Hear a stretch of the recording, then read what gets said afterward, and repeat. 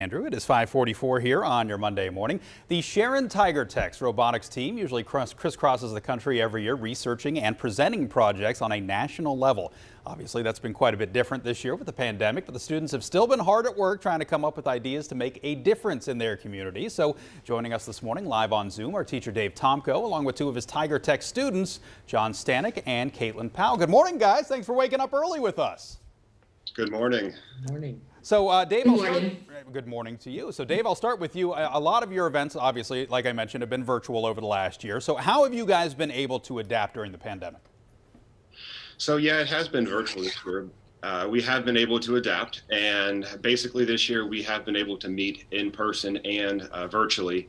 In person this year we had to adjust a little bit. At times we had to meet in smaller groups and make sure we follow all the COVID-19 guidelines and everything. But the kids were able to persevere throughout the entire season, which was started back in August, and we just ended at the end, beginning of March, basically.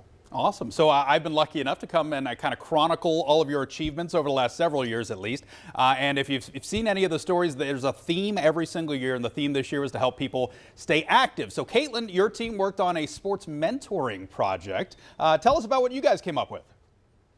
So yeah, our project focused on a website that featured videos filmed by us of high school students helping mentor kids in various different sports.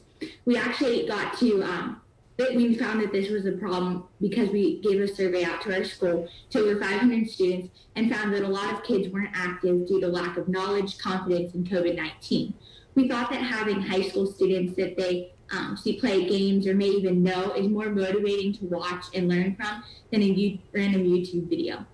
So after we developed this website, we had a live broadcast in our school to help get the word out to all these kids in our school, and we actually motivated enough kids to try different sports and learn new skills and try different activities that we were able to start a second girls on their own team. That's so cool. I love how it was able to kind of incorporate the older students and some of the younger students too. Now, John, I'll go with you. Your team's goal was to get some older folks and adults with disabilities a little more active. So tell us about what you guys came up with. Yeah, so we came up with a product called The Game.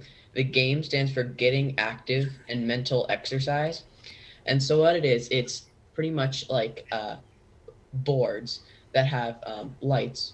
And as the lights light up, the person doing the game would reach. And what this does is it would exercise the arms while it's reaching. And we decided to do this because we found out that a lot of elderly people are inactive, which is a big part of them getting them falling down or having those injuries. So we decided this is a good way to help them get active in a way that they could do that.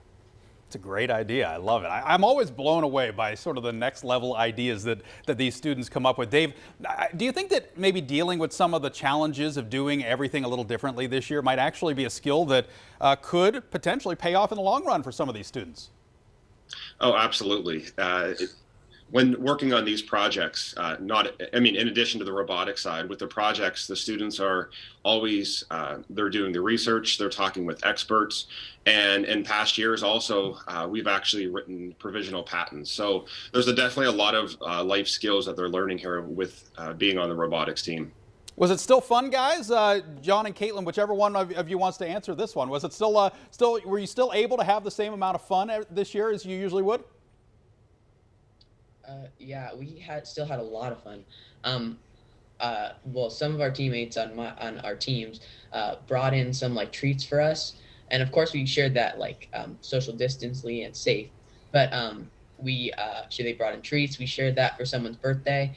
We also had food on the day of our competition, so we got to eat together, and we had a lot of fun that day. We were able to have fun this year, just in some different ways than we usually do. Just different activities that we were able to do and different outreach events. Virtual and online, we still had a lot of fun, just different. Very cool. Well, out of everything that has been different this year, one thing that has remained a constant, as we can see, the Sharon Tiger Tech still being successful and having a good time in the process, learning a lot too. So guys, thanks for taking some time out and waking up early with us this morning. Appreciate it. Thank you. All right, we'll see you guys soon. Milena, we'll send it over to you to see what's coming up next this morning. Very impressive. Keep up the good work, guys.